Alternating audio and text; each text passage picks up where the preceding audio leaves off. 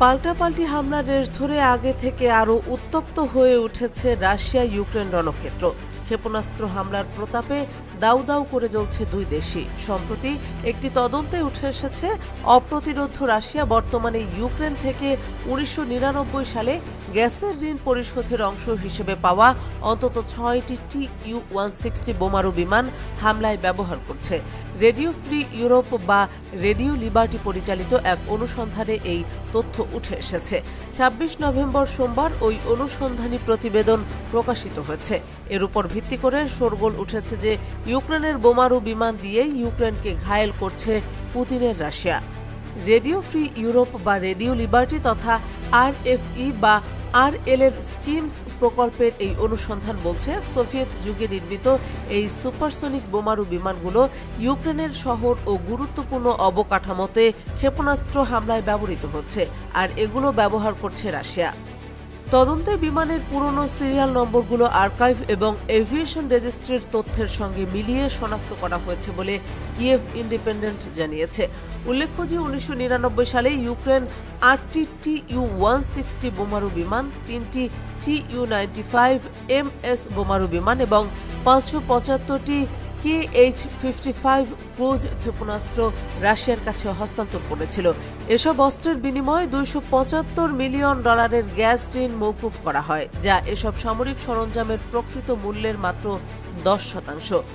Tupolev TU-160 বিশ্বের সবচেয়ে বড় বোমারু বিমানগুলোর মধ্যে একটি, যা মূলত বড় ধরনের আকাশপথে আক্রমণের জন্য ব্যবহার করা হয়, তবে এগুলো রক্ষণাবেক্ষণ বেশ ব্যয়বহুল।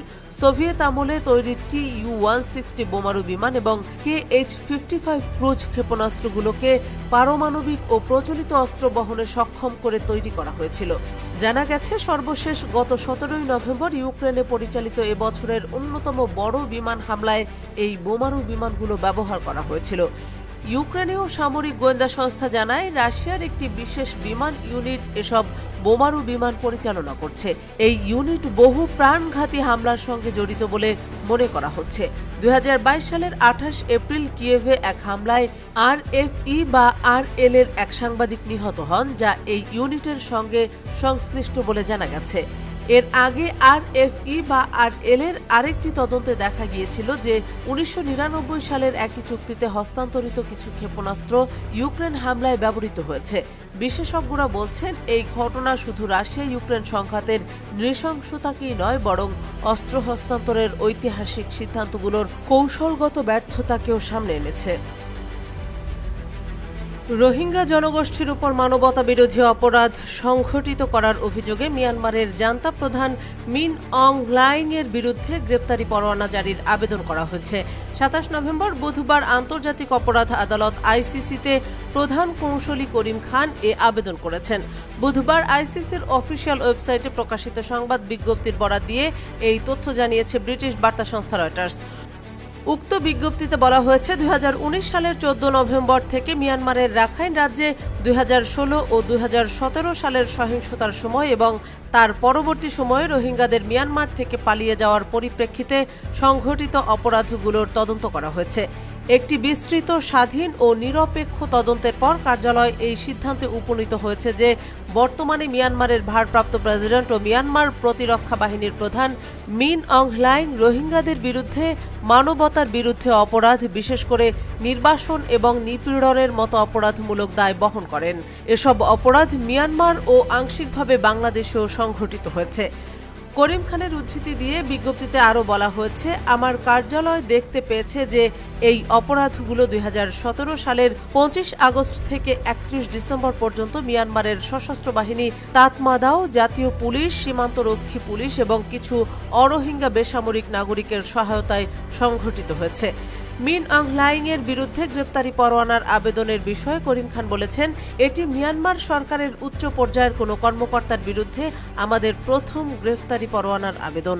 শীঘ্রই আরও আবেদন করা হবে বলেও জানিয়েছেন তিনি আরও বলেছেন, এখন আন্তর্জাতিক অপরাধ আদালতের বিচারকদের জন্য এটি নির্ধারণের সময় এসেছে যে এই আবেদনটি গ্রেফতারি পরোয়ানা জারির জন্য প্রয়োজনীয় মানদণ্ড পূরণ করে কিনা।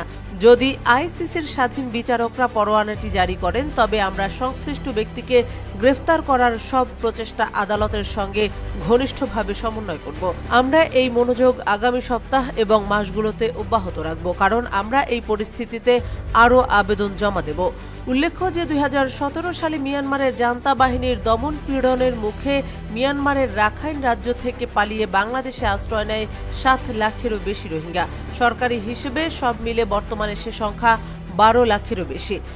বাংলাদেশে আশ্রয় নেওয়া Arakan Rohingya society for peace and human রাইটসের সভাপতি ডাক্তার জুবায়ের বলেন, নিরাপরাধ রোহিঙ্গা গণহত্যার জন্য দায়ী সেনাপ্রধান মিন অং হ্লাইং। তার নির্দেশেই মিয়ানমার সেনাবাহিনী হাজার হাজার রোহিঙ্গাকে হত্যা ও কিশোরী নারীদের উপর নৃশংস নির্যাতন চালায়।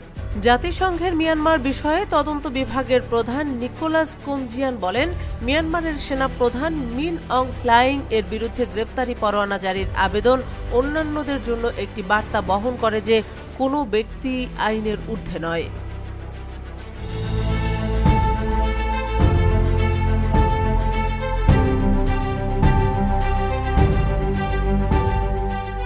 বোমা মেরে উড়িয়ে দেয়া হবে ট্রাম্পের ক্যাবিনেট সদস্যদের। যুক্তরাষ্ট্রের নবনির্বাচিত প্রেসিডেন্ট ট্রাম্পের মনোনীত বেশ কয়েক মন্ত্রীকে এভাবেই প্রাণনাশের হুমকি দেয়া হয়েছে। 29 নভেম্বর বৃহস্পতিবার ব্রিটিশ সংবাদ মাধ্যম বিবিসির এক প্রতিবেদনে এই তথ্য জানানো হয়েছে। গত 5 নভেম্বর অনুষ্ঠিত মার্কিন নির্বাচনে বিপুল ব্যবধানে জয় নিশ্চিত করে বিশ্বমোড়ল যুক্তরাষ্ট্রের সর্বোচ্চ মসনদে বসতে যাচ্ছেন রিপাবলিকান নেতা ডোনাল্ড ট্রাম্প। আগামী 20 জানুয়ারি যুক্তরাষ্ট্রের নতুন প্রেসিডেন্ট হিসেবে শপথ নেয়ার কথা রয়েছে তার। ক্ষমতা গ্রহণের পূর্বে এখন তিনি ব্যস্ত সময় কাটাচ্ছেন নিজের মন্ত্রিসভা সাজাতে, যার ধারাবাহিকতায় নতুন সরকারের মন্ত্রিসভায় বিভিন্ন জনের নাম সামনে আসতে শুরু করে। এর মাঝেই জানা গেছে ট্রাম্পের মনোনীত বেশ কয়েক মন্ত্রীকে বোমা হামলার হুমকি দেওয়া হয়েছে। ডোনাল্ড ট্রাম্পের ট্রানজিশন দল থেকে এ নিয়ে এক বিবৃতি জারি করা হয়েছে।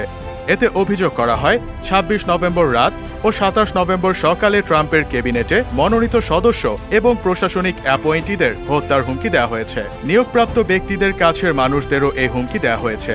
বোমা মেরে উড়িয়ে দেয়া থেকে পিষে দেওয়ার মতো হুমকিও দেওয়া হয়েছে। আবার মার্কিন কেন্দ্রীয় গোয়েন্দা সংস্থা FBI জানিয়েছে তাদের নজরে এ ধরনের বেশ কয়েকটি হুমকি ও ভুয়া ফোন কল এসেছে। এইসব ফোন কলে মনোনীত মন্ত্রীদের বাড়িতে পুলিশ পাঠানোর মতো পরিস্থিতি তৈরি হয়েছে। বিবিসির প্রতিবেদনের বরাতে জানা যায়, অন্তত 9 জন মনোনীত মন্ত্রীকে এ ধরনের হুমকি দেয়া হয়। এইসব মন্ত্রীরা ট্রাম্পের প্রতিরক্ষা, আবাসন, কৃষি ও শ্রম মন্ত্রণালয়ের দায়িত্ব পেয়েছেন। এছাড়া জাতিসংঘে ট্রাম্পের মনোনীত মার্কিন রাষ্ট্রদূতকেও বোমা হামলার হুমকি দেওয়া হয়েছে। পুলিশ এরই মধ্যে এইসব ঘটনার তদন্ত শুরু করেছে। ট্রাম্পের ট্রানজিশন টিমের একজন মুখপাত্র ক্যারোলিন লেভিট জানান, ট্রাম্পের মনোনীত ব্যক্তিরা এবং তাদের পরিবার হিংসাত্মক ও বিদেশি হুমকির লক্ষ্য বস্তুতে পরিণত হয়েছে। এসব ব্যক্তির নিরাপত্তা নিশ্চিত করতে আইন শৃঙ্খলা রক্ষাকারী বাহিনী দ্রুত পদক্ষেপ নিয়েছে বলেও জানান তিনি বলেন, কোনো ধরনের বিপজ্জনক আক্রমণ রিপাবলিকানদের নির্দিষ্ট লক্ষ্য বস্তু থেকে দূরে রাখতে পারবে না। উল্লেখ্য যে এর আগে নির্বাচনী প্রচারের সময় প্রেসিডেন্ট ট্রাম্পের ওপর হামলা হয়েছিল। হামলাকারী ছোড়া গুলি ট্রাম্পের কান ছুঁয়ে বেরিয়ে গিয়েছিল। সেই ঘটনায় নিহত হয়েছিলেন একজন, এছাড়া 2 জন আহত হয়েছিলেন।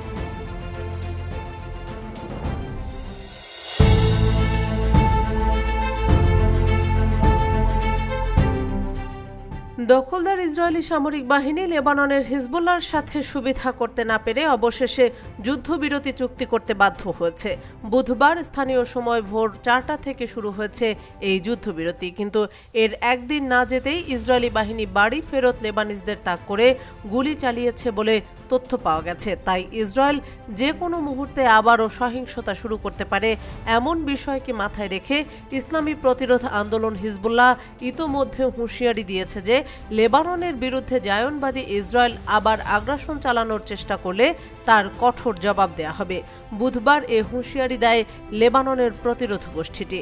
হিজবুল্লাহর বিবৃতিতে সতর্ক করে দিয়ে বলা হয়, লিতানি নদীর দক্ষিণে অন্তত 300টি প্রতিরক্ষা লাইন স্থাপন করেছে তারা।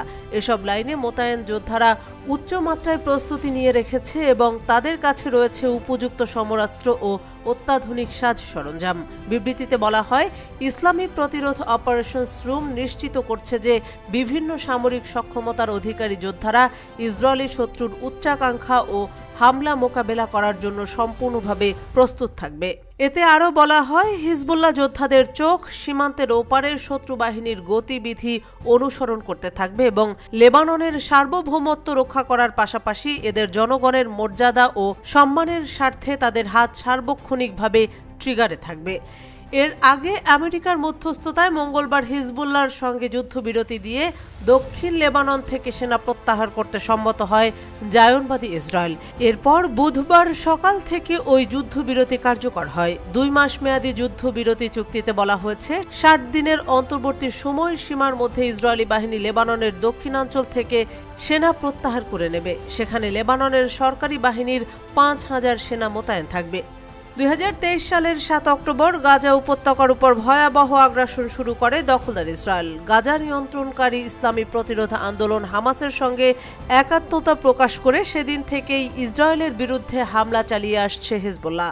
তাদের হামলায় উত্তর ইসরায়েলের অন্তত 60,000 ইহুদিবাদী অভিবাসী বাস্তুচ্যুত হয়েছে। এছাড়া গোটা ইসরায়েল জুড়ে হিজবুল্লাহর সাম্প্রতিক হামলায় দিশেহারা হয়ে পড়ে তেল আবিব, যার ফলে যুদ্ধবাজি নেতানিয়াহু ইচ্ছা না থাকা সত্ত্বেও উক্ত যুদ্ধবিরতিতে সম্মত হয়।